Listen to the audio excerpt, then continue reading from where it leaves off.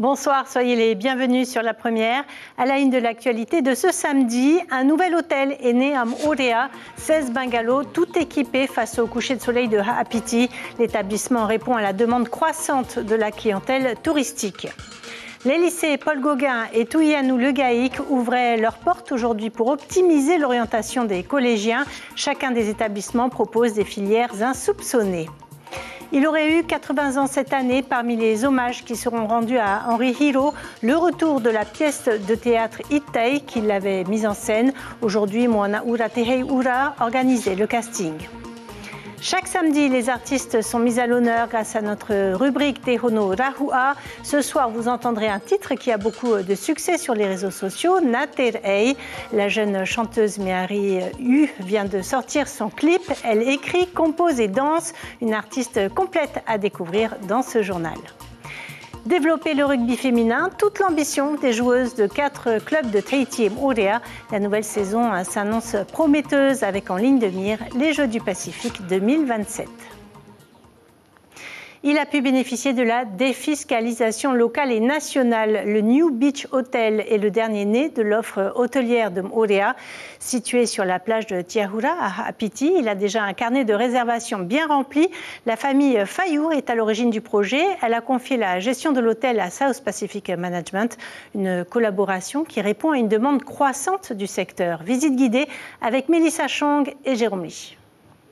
Dans la famille des hôtels de l'île Sœur, je demande le Benjamin, le New Beach Hotel. Classé 2 étoiles, ce nouvel établissement touristique compte bien séduire une clientèle de touristes et de locaux avec ses 16 bungalows, tout équipés. Super, c'est un beau coin avec une plage magnifique. Qu'est-ce que vous voulez de mieux ? De tout pour accueillir impeccablement les touristes. C'est vraiment un hôtel qui est destiné à une clientèle indépendante, moderne, et qui voudrait un endroit tranquille et dépaysant en même temps. Derrière cet hôtel à l'architecture contemporaine se cache une histoire de famille, celle de 3 frères et sœurs qui ont investi il y a 20 ans dans un terrain de 5200 m² où la brousse faisait sa loi. Il fallait bien qu'un jour on en fasse quelque chose. Bon, à l'époque, moi je travaillais, j'étais trop occupé et voilà, j'ai pris ma retraite il y a une dizaine d'années. J'ai dit maintenant j'ai le temps de s'occuper, je vais m'y mettre dessus, on va réfléchir et voilà, et c'est comme ça que c'est parti. Voilà, c'est un partenariat, disons que c'est la tête et moi je suis les jambes. Voilà. L'arrivée d'une nouvelle structure hôtelière ne laisse pas indifférents les habitants de Moorea. À la terrasse des cafés, chacun y va de son opinion. C'est un grand ouf. Parce que avec tous les hôtels qui ont fermé dernièrement, en plus ça va faire 3 ans quand même. Ben pour nous c'est un plus. Ça va nous faire revenir quand même un peu plus de clientèle étrangère et tout. Donc je pense que c'est une bonne chose. Le New Beach Hotel souhaite surfer sur l'actuelle vague de fréquentation touristique. En 2023, la Polynésie française a accueilli 261 000 visiteurs, une année record qui a rapporté 85 milliards de francs de recettes. Et on parle éducation maintenant avec ces 2 journées portes ouvertes organisées simultanément dans 2 lycées de Tahiti. Au-delà des options classiques, il existe des filières peu connues comme les sciences et techniques du théâtre, de la musique et de la danse proposées au lycée Gauguin ou l'option surf du lycée Tuyanu Le Gaïc de Papara. En pleine période d'orientation, cette journée est une étape importante pour les futurs lycéens. Le reportage de Heyari Tahiata et Hubert Liao. Si vous cherchez une filière, il y a l'embarras du choix. Et si vous hésitez un peu, les élèves et les enseignants ont préparé tout ce qu'il faut pour vous convaincre. Au lycée de Papara, on sait que la première impression est importante. On est venu spécialement parce qu'ici il y a une section surf à Papara. Et on sait aussi que c'est un lycée qui est plutôt calme et posé. Donc en venant de Montréal, c'était intéressant pour nous. Tu as vu les critères? Oui, j'ai vu. L'étudiant quoi? Je pense que ça peut le faire. La section de surf est un incontournable du lycée, mais les places sont limitées et la sélection difficile. Les critères indispensables, c'est être très bon surfeur. Il y a des places limitées, en effet. Là, ils sont à 16. On a eu 2 départs prématurés cette année. Et je pense qu'on en recrutera à peu près 5. Pour ses 1150 élèves, le lycée mise surtout sur un environnement de qualité avec son label Éco-lycée. C'est certainement un des plus beaux lycées qui existent, je vais dire en Polynésie, j'ai pas peur. Hein. Mais le cadre est agréable, les élèves ils sont très bien. on a des bons résultats et je pense que ça tient aussi à l'environnement de travail. Autre établissement, même ambiance, au lycée Paul Gauguin, les familles profitent de cette journée pour chercher la filière la plus intéressante. On était à plus de 700 visiteurs l'année dernière, donc on espère évidemment battre ce record. Nous avons 1500 élèves, on sera en montée d'effectifs puisque nous avons 16 classes de seconde, nous n'en avions que 15 l'année dernière, donc mécaniquement 2 classes de première en plus l'année prochaine et une classe de terminale. Donc le lycée Gauguin reste attractif de par la multiplicité des options. Hanalei est en terminale S2 TMD, une série technologique option théâtre, musique et danse. Elle présente sa filière avec beaucoup d'enthousiasme. Des questions qui reviennent souvent, c'est par rapport aux parents, des fois, qui ont des doutes sur le parcours à venir. Si en intégrant cette filière, est-ce que ça leur ferme des portes? Est-ce qu'après, ils sont obligés de continuer dans la musique, le théâtre ou la danse? Mais on répond souvent que non, en fait. Comme chaque année, les journées portes ouvertes sont des étapes décisives pour les futurs lycéens. Elles confortent leur choix ou leur proposent parfois une toute autre voie.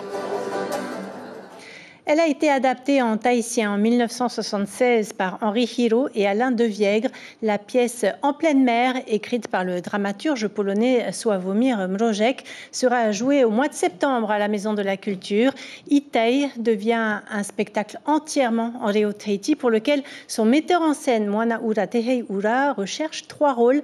Ce matin, plusieurs candidats avaient répondu au casting. Caroline Fahari, Patrick Tinsing.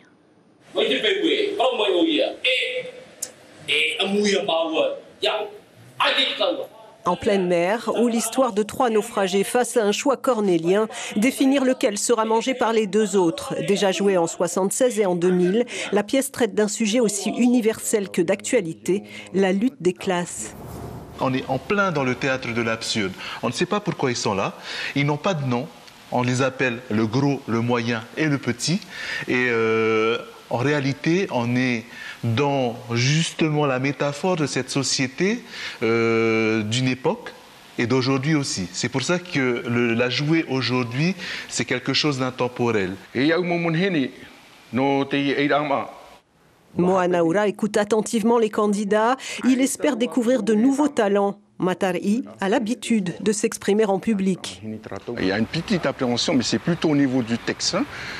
Après, le reste, ça va venir tout seul. Et... Tu as déjà fait du théâtre?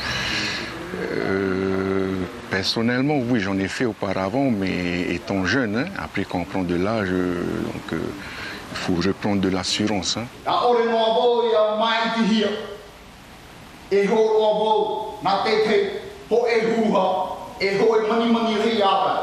Tangitoa ne connaissait pas la pièce, mais en tant qu'animateur culturel, la légende Henri Hiro l'intéresse. Ça s'est bien passé, c'était un entretien en Rio. Et comme j'ai l'habitude aussi de parler le Rio, je m'y attendais, je me suis préparé aussi, donc ça s'est bien passé.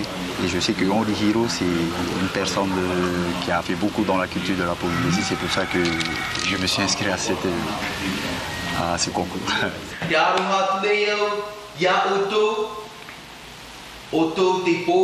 Tuari Traki ne ratera pas l'occasion de prouver son amour pour le théâtre, pour la langue et la culture tahitienne. Il est déjà engagé. Moi, je joue Hua, donc le petit personnage. C'est lui qui va être mangé? Alors, est-ce que j'ai le droit de le dire? Non, de toute manière, voilà, si j'ai le droit de le dire, de toute manière, c'est un classique, tout le monde le connaît, voilà, en pleine mer. Normalement, au bout du compte, c'est moi qu'on choisit, ce qui est assez paradoxal parce que je suis le plus petit et le plus maigre, quoi. Itai, une prise de conscience de la société polynésienne à l'époque du CEP, d'où l'importance de jouer la pièce pour son metteur en scène. On est en plein justement boom économique avec l'arrivée de la modernisation, les télés, les frigidaires, tout ce qui est matériel. Et donc c'est une belle réflexion qui est amenée, une réflexion qui va être encore valable aujourd'hui en 2024. Parce que le théâtre fait aussi partie de la culture polynésienne, Itai sera joué en septembre. Les répétitions débutent bientôt. Et après le théâtre, la musique avec notre rubrique du samedi Tehono Rahua.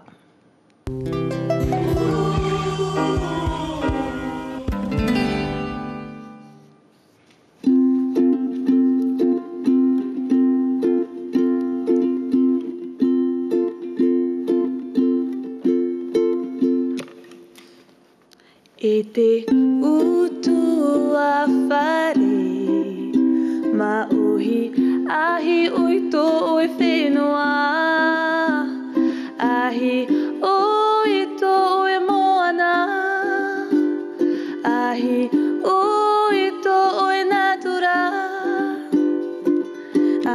Rave mai ta oe nei peu tumu Ia ora tohua ai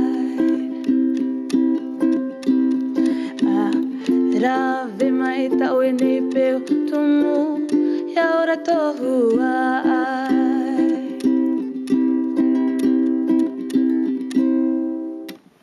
Bonsoir et bravo. Merci Méhari Hu d'être avec nous ce soir. Alors parlez-nous de cet extrait que vous venez de chanter. Alors ce petit extrait est une chanson de mon papa.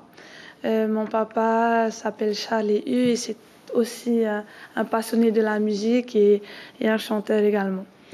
Vous avez 27 ans et vous êtes originaire de Taunoa. Vous venez de sortir un clip, le clip de la chanson Naterai. Racontez-nous l'histoire de cette chanson. Alors Naterai, je l'ai écrit l'année dernière, en 2023. C'est ma deuxième composition que je dévoile au grand public. La première, c'était Moe Moya? Oui, la première, c'est Moe Moya, que j'ai sortie à la suite de la Nescafé Star. Et Moe Moya parlait d'une petite fille qui rêvait de chanter. Ce rêve, du coup, s'est réalisé. Naterai, elle, est une belle chanson d'amour, une chanson universelle où beaucoup se reconnaissent à travers les paroles. Et d'ailleurs, je reçois énormément de messages.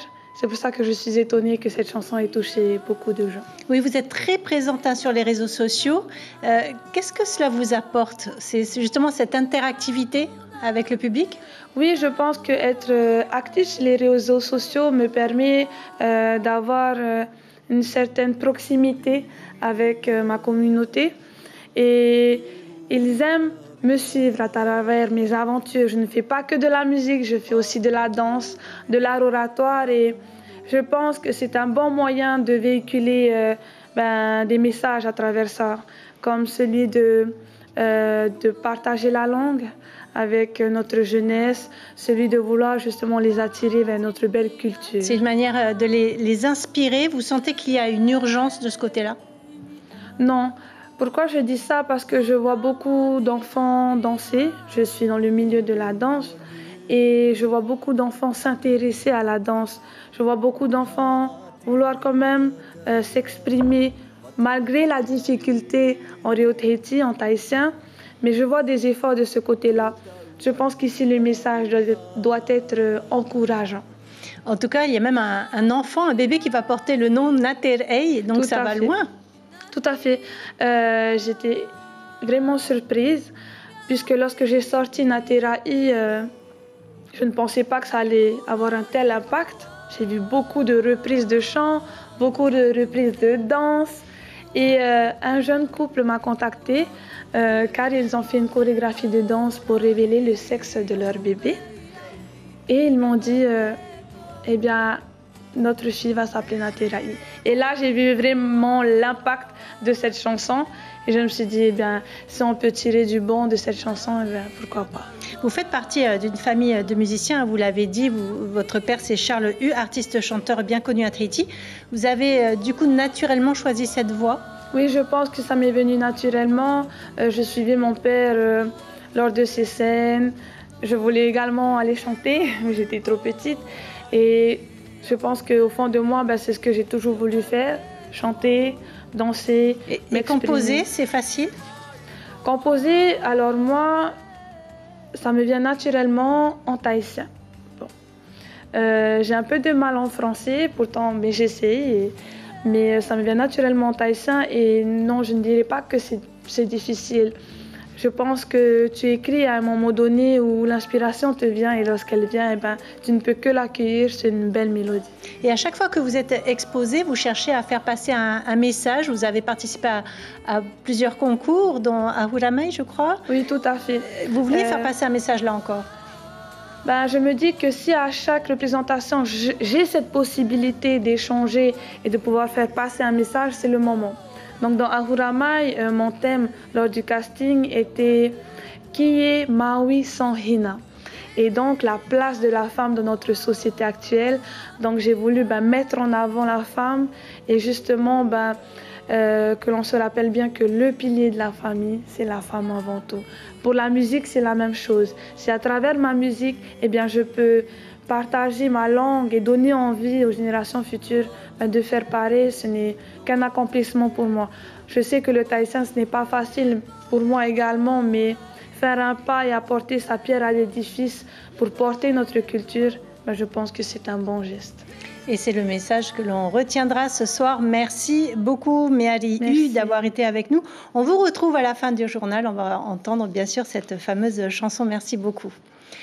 La musique encore, cette fois aux îles sous le vent avec le Raromat Ei Festival. Pepena, Sisaswe Okotai, Nohor Ei et les DJ Regetz et Pokesi se déplacent d'île en île pour proposer un plateau musical identique à chaque date. Après Rayatea, c'est Taha'a qui profite ce soir des concerts. Hitimanaki a rencontré l'organisateur du festival, mais d'abord écoutez Miss Tahiti. Ils sont toujours super heureux de nous voir et ça me fait extrêmement plaisir. J'ai eu un accueil incroyable. Des petites filles sont venues, ont pris de leur temps pour me faire une petite danse. Franchement, ça fait chaud au cœur de voir ça et à quel point ça leur fait plaisir. Donc le concept, il est simple. C'est ramener un plateau artistique de Tahiti, de renom. Donc pour cette année, Sisaswe, Pepena, Nohor Ei et les DJ Pokesi et Regetz. Et systématiquement, on a en première partie un groupe président de chaque île pour pouvoir permettre aux musiciens, on va dire un peu plus amateurs, de pouvoir participer à des grandes scènes avec des grands musiciens. Et au final, d'utiliser chaque ressource de l'île pour monter ce festival. Les 8 et 9 mars, le festival est attendu à Bora Bora et Huahine. En sport, la Fédération polynésienne de rugby espère un nouveau départ pour ses joueuses. Elle organisait ce matin au stade Boris Leontiev de Haroué le premier rassemblement de rugby féminin senior de l'année. L'occasion de faire un état des lieux du nombre de licenciées féminines dans le sport. Le tout dans une ambiance très ludique. David Chang, Tim Pruvot. Retour aux bases de la discipline pour cette nouvelle saison. Aujourd'hui, la quarantaine de joueuses de Tahiti M'Auria se remet dans le bain avec des exercices simples, des passes ou encore des mêlées. 4 clubs présents, Paeaf, Haroué et M'Auria. À elles seules, ces filles représentent le noyau dur de la discipline.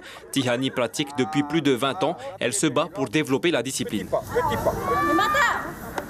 Bon, elles ont cette envie-là et je pense que si on les pousse et si les présidents de club poussent justement, que ce soit dans le club, que ce soit aussi dans les écoles, faut pas mentir, tout ça, c'est chez les jeunes qu'on peut aller rechercher les futures joueuses. Une aubaine pour la fédération qui ne dit jamais non à de nouveaux licenciés. Elle apporte son soutien et son accompagnement et se fixe un nouvel objectif pour cette année, sélectionner une équipe féminine senior.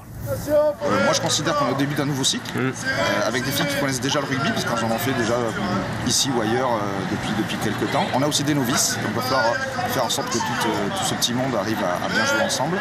Les Océaniens de rugby à 7 sont prévus pour la fin de l'année, mais le but ultime est de ramener la médaille d'or lors des Jeux du Pacifique de 2027 à Tahiti. Et notez aussi que Kaoli Vast, surfeur tahitien, se hisse en finale du tableau principal des championnats du monde ISA qui ont lieu à Porto Rico. S'il gagne ces séries qualificatives, il sera en grande finale demain. Et puis sachez que Johan Duru gagne son ticket pour les JO. Il est donc attendu sur les vagues de Teahupo'o au mois de juillet. Je vous rappelle l'information principale de ce journal. 16 bungalows, tout équipés face au coucher de soleil de Ha'apiti. Un nouvel hôtel est né à M'Auria. L'établissement arrive à point nommé pour répondre à la demande croissante de la clientèle touristique. Il a déjà un carnet de réservation bien rempli. La famille Fayou, qui est à l'origine du projet, a confié la gestion de l'hôtel à South Pacific Management. Classé 2 étoiles, il a pu bénéficier de la défiscalisation locale et nationale. Au programme de votre soirée, sur la première, vos 2 feuilletons, Legacy et Smother. On arrive au terme de cette édition. Passez une excellente soirée sur la première. On se quitte sur la prestation de notre invité, Méhari Hu. À demain.